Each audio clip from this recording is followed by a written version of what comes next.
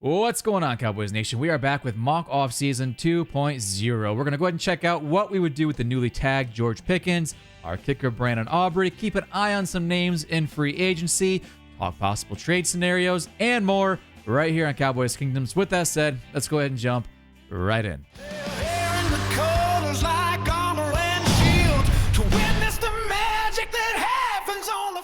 All right, so we're doing some math lessons today, all right? And this shit is tricky as hell, so bear with me, but we're going to do our best to muddy our way through this damn cap situation. So the Cowboys started at about $55 million in the hole. And by the way, if you want to skip all this, you can. Down below in the description, you can see the chapters. Just click on the time that you want to jump to if you see a category that interests you, and you can skip whatever you want to skip and jump around to whatever you want. But I appreciate you watching whatever you want to watch on this video. All right, but they had the ability to free up about $130 million. All right, they've released Logan Wilson. They've done some other things. They restructured Dak City, Tyler Smith. So right now, as it stands at this very second, they're positive like $7 to $10 million. So we'll just say 10 to make it even and easy to figure out. That includes the Pickens tag, the Javonte contract. It does not include the Brandon Aubrey second round tender, which would be about $6 million rounded up. So we'll just say that, okay? The Cowboys are expected to free up like 35 to 40 million with the defensive tackle rooms and restructures. So yeah, that puts us at about, we'll say 50, $55 million just with that. So the most they can get if we take that potential 130, which they're not going to clear up 130 million in cap space. That would be pulling every lever they could possibly do, releasing Steele, releasing Malik Hooker, restructuring Bland, doing things like that. They're not going to do all that. So they're not going to clear up the full 130. But, you know, it could be a decent chunk of change that they actually end up clearing up here. But man, the math is tough to math because you actually take a holistic view at the offseason and the potential of what they could do with their restructures and all that, get to a number, and then you look at like trading for a guy like Crosby, where you're going to take on like $30 to $35 million right away, unless you can figure out how to funny money. Maybe they can like restructure it right away, or maybe he gets a new deal and you can backload it or something. You know, all those things are on the table. His guarantees are over after the 2026 season, so maybe he would want a new deal. I don't know. But man, that money goes quick. I know the cap is flexible, but it can break. All right, you can hit that ceiling on the cap. It's not infinite. All right, and so, you know, keep that in mind when we're talking about these things. And I want to present a scenario when it comes to that. All right, but first thing we're going to do, we're going to look at Brandon Aubrey. All right, we're going to get into the numbers here and take a look at Brandon Aubrey. So you can do a couple of things. And, you know, we all talked about the $10 million ask from him and his agent. It's not real. He's not going to get $10 million. And sorry if you hear my dog coughing in the background. She's a little psycho. He's got a new puppy. But we talked about the $10 million. It's not a real thing. It's not a real figure. All right. And unfortunately for Aubrey, the Cowboys are in complete control of the situation. So what I think his value is, you take the Butker deal, add 20% for the cap inflation approximately, and then just add a little bit because Aubrey is better than everybody else and does what other people can't do. And so I think his value is about $8 million a year on a 4-year contract. So that's about $32 million over 4 years. And you can sign him to that. And that's great. Or what you can do, and probably what is financially better, it makes more sense financially, put the second round tender on him in 2026. That's $5.8 million. And if somebody wants to offer you a second round pick for him and go sign him to a $10 million deal, have at it, brother. You know, second round pick for a kicker is as elite and as much of a weapon. I love Aubrey. I think he is so underrated, which is hard to say, but people see the kicker and they're like, it's a kicker, you can find him anywhere. It's not true. Very untrue. But for a second round pick, okay, let's go ahead and do it. So second round tender 2026, you can tag him in 2027. That's estimated to be $6.97 million. Tag him again in 2028. That's estimated to be $8.37 million. So you can control his destiny for the next 3 years at relatively cheap values. And that is a strong consideration for what the Cowboys might want to do. And the only concern I have with the tags is that the kicker it's a mentally draining position. All right. And is that going to mess with his brain? Is that going to mess with his mind? You don't want to mess with your kicker's mind, because once that goes, they're gone. It's hard to recover once you lose your stuff as a kicker. So that's my only concern, is the mental aspect of it. But financially, the tender and 2 years of tags makes complete and total sense to me. And that's probably the way you would go. And maybe you give him the tender this year and you revisit a long-term contract next year. but they've got options. All right. And just let me read you off some stats, some cool figures, some cool things that Brandon Aubrey has done to really let you know what his value is and why he's asking or supposedly asking for 10 million. And I think 10 million, I can justify 10 million if I'm a team that doesn't have a lot of star players on my team. Okay. I can justify that spend because here's what he does. In 3 years, 3 seasons, he's made more 60-yard field goals than any player in NFL history. Matt Prater's the closest active kicker with 3. All right. Against the Lions this past season, the only kicker in NFL history to hit 3 55-plus yarders in one game. All right. In 2025, he didn't miss any kicks less than 50 yards. Only 2 kickers did that in 25, and Aubrey was one of them.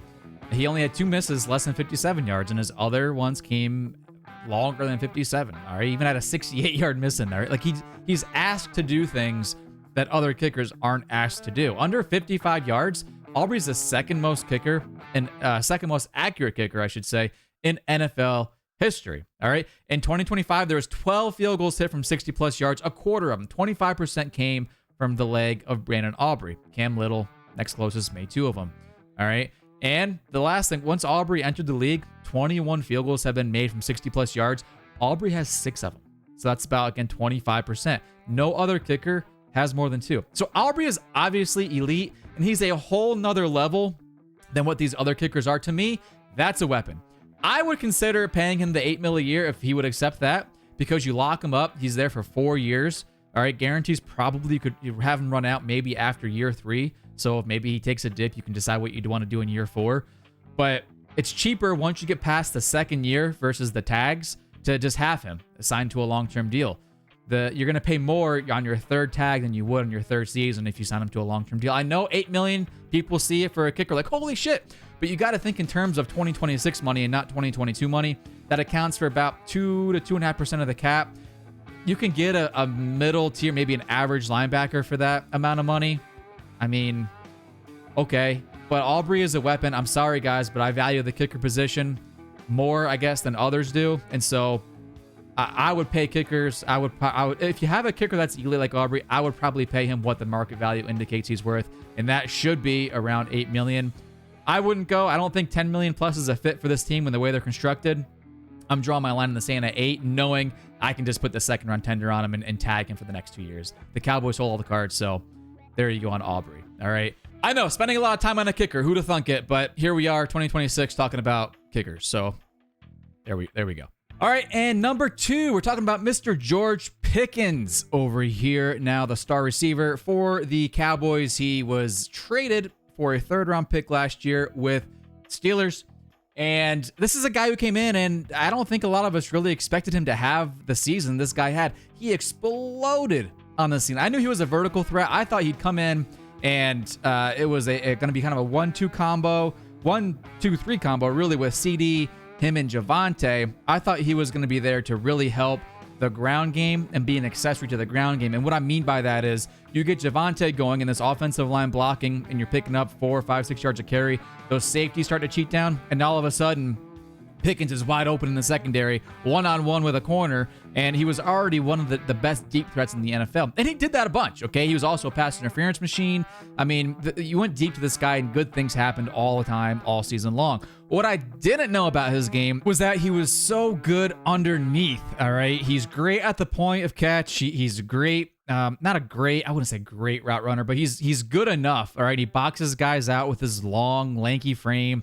He can high point the balls, but this dude also breaks tackles like nobody's. And it's funny to watch. It's hysterical to watch sometimes because it looks effortless. The guy just glides across the screen and he's like knocking guys off of him, ducking under tackles, hurdling dudes. I didn't know he was that with the ball in his hand, so I was pleasantly surprised.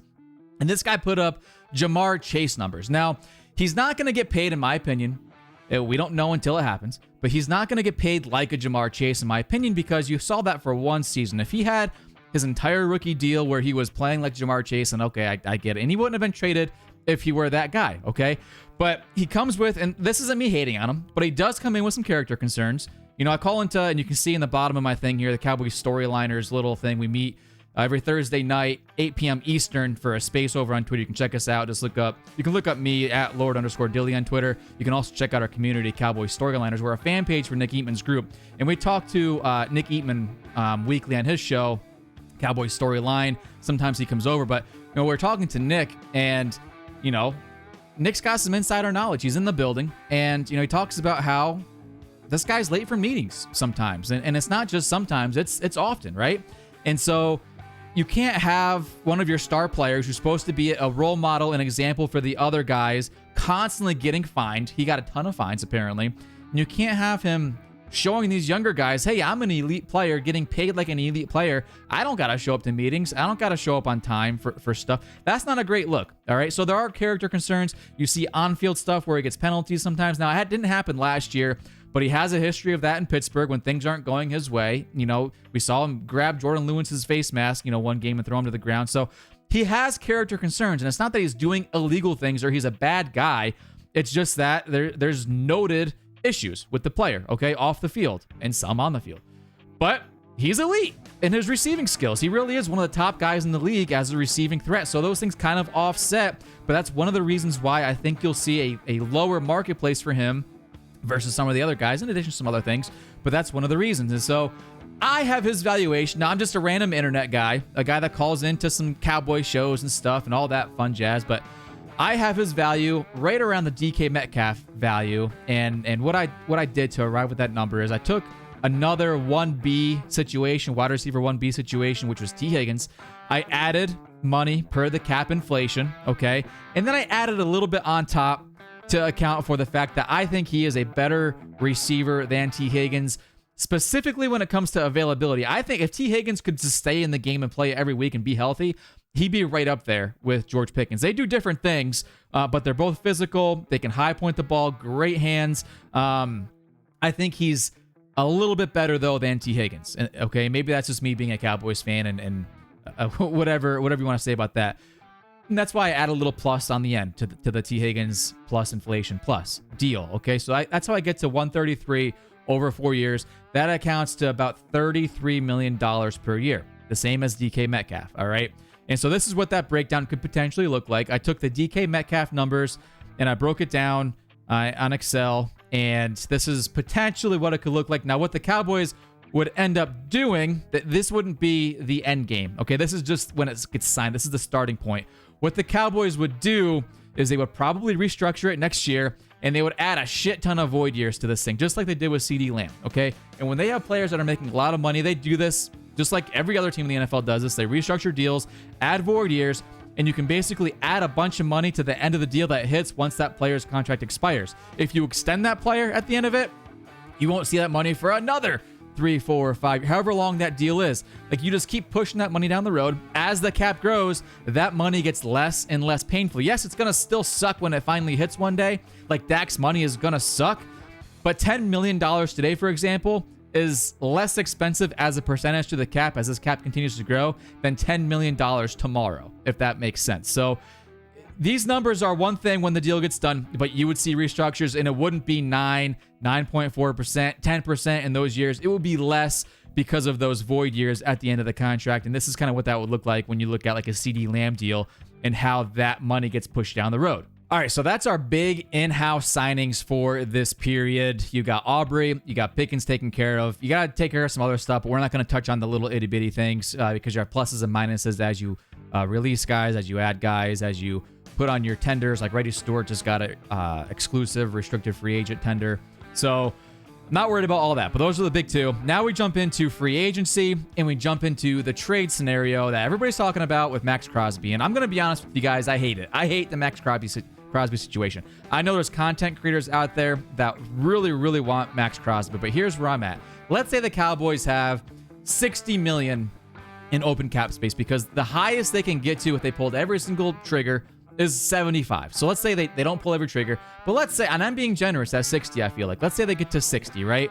And that's with Pickens having a deal, so that's 26 instead of 28. That's Aubrey being tendered at the $6 million figure roughly. So let's just say we have $60 million to play with. It'll be plus or minus. This is just rough estimate, all right, for funsies. So you trade for Maxx Crosby. Next year, he's probably going to want a new deal because his guarantees are out. He's going to be due for one last payday. He got paid in 2025, but his guarantees are going to run out because it was a front-loaded deal in 2026. He's probably going to want a new figure in 2027 or start asking about a new figure in 2027 because he's going to be due for one last big payday at that point, and that's going to be it for him. He's not going to get any more big checks after that point or big contracts after that. All right? So, but let's just say he plays on what his figure is for 2026. Cowboys are going to owe on the cap immediately between $30 to $35 million for Maxx Crosby. Let's just say it's $30 million, right? On the low end. So, okay, you're starting at 60 now. You got to pay this guy 30, all right? Or he has the cap for 30, I should say. You're down to $30 million that you can work with now in free agency, okay? But wait, we've got to pay, if you're trading pick number, I'm going to assume it's pick number 12. You got to trade for him plus something else down the road, another pick somewhere else in the draft. But let's say pick 12, okay? That's $4.5 million you got to pay pick 12 this year, so 13. So you're down to about $9 million you got to pay for your draft picks in this draft, assuming you don't maneuver or move anywhere else, all right? So $9 million, plus you got to have about $10 million for movement, operating capital during the season. So that's about $20 million, we'll say, you need in pocket for your draft picks and operating capital, okay? You're down now to $10 million, plus or minus whatever else you do with your team, the small fries, the small movements you do, okay?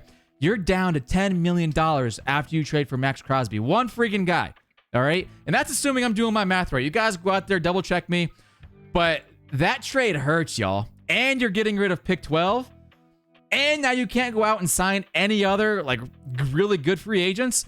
F that, brother. No, thank you. And here's a tweet that I put out, and I'm comparing the options here, right? Here's some numbers that I figured out just looking at expected contracts from Spotrac. These aren't always accurate, but these are some names that you can pick up in free agency for the same price as Maxx Crosby, okay?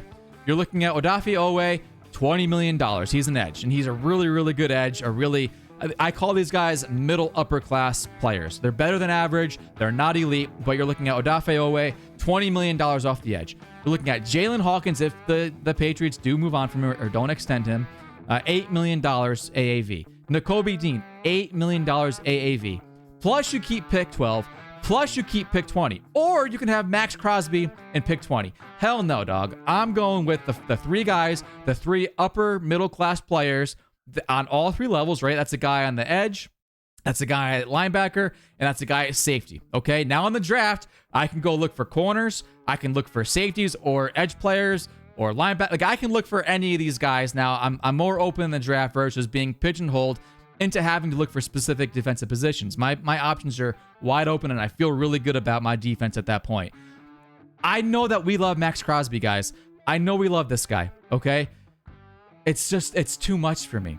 It's too much for me. I'm not interested in giving up all of that for Maxx Crosby. You lose a lot of leverage in free agency if you trade for this guy, and I'm not really a big fan of that. All right. Now, the Cowboys can probably move some money around on the Crosby trade. You can probably restructure it or do some funny money shit with it that we were doing with CeeDee Lamb and those guys. But the point of this exercise is, and you can funny money these other guys as well. The point is for that AAV, right, that average amount, I can sign a boatload of other dudes who are really high quality players, okay, and more. So if you want to funny money those guys as well, that's even more players I can add. I mean, you can rebuild this defense in a year.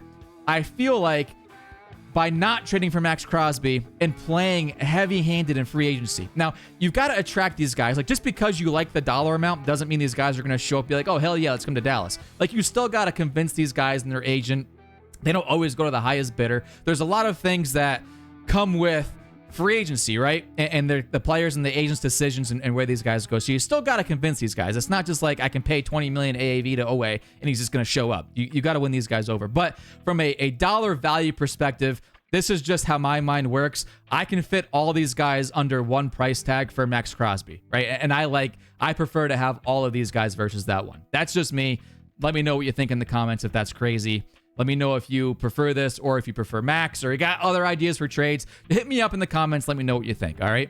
All right, and now we're moving on to the draft portion. So we still have pick 12, still have pick 20. I'm not doing any tradesies in these drafts. I'm just drafting straight up. And we're just going to run through this quick because you guys have done, I'm sure, a million mock drafts on your own by this point. And so here's the names that I got from the PFF mock simulator. Pick 12, Mansour Delane. He's going to play outside. I think he could play inside too if you wanted him to, but he's going to play outside.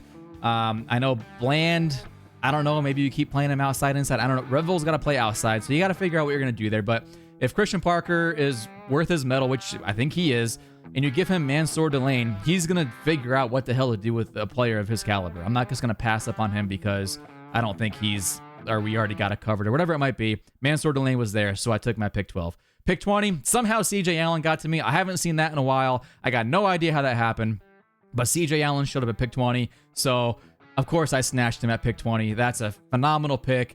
Linebackers are set. So that linebacker core now has Nakobe Dean, CJ Allen, Overshown. Like, you're good at linebacker at this point, okay? And then round 4, I just did a 4-round mock. Round 4, pick 112. Bud Clark was on the board. Versatile player, kind of a chess piece kind of guy. Took him from TCU, and I'm happy with that as well. Cowboys got a shit ton of 5th-round picks coming their way with compensatory picks and all that, so maybe they can make some moves, move back into the 4th, grab some more guys, but this is what I came up with for my 3 picks in my mock draft. So my offseason looked like this. We put the 2nd-round tender on Brandon Aubrey. We signed George Pickens. We grabbed 3 really high-caliber players in free agency. That's Nakobe Dean. That's Owe off the edge, and that's Hawkins at safety. And then in the draft, we took Mansour Delane, CJ Allen, and Bud Clark. So listen, I'm extremely happy with that. Very content with those names. I think this defense is looking very, very good. The offense keeps all of their players. They're going to keep chugging along the way they were last season. This team's looking really good now at this point. This roster is going to be very impressive, and I'm ready to make a push for the goddamn postseason. Let's freaking do it. So let me know what y'all think in the comments below. We're going to wrap this one up. Catch us on Thursday night, 8 p.m. Eastern, over on Twitter. Cowboys Storyliners. Go look us up. Join the conversation over there. And with that said, y'all, appreciate any love and support you can show me on this page. Brand new, trying to grow it. Hit that like button, subscribe. You know what to do. And with that said, we'll catch you later.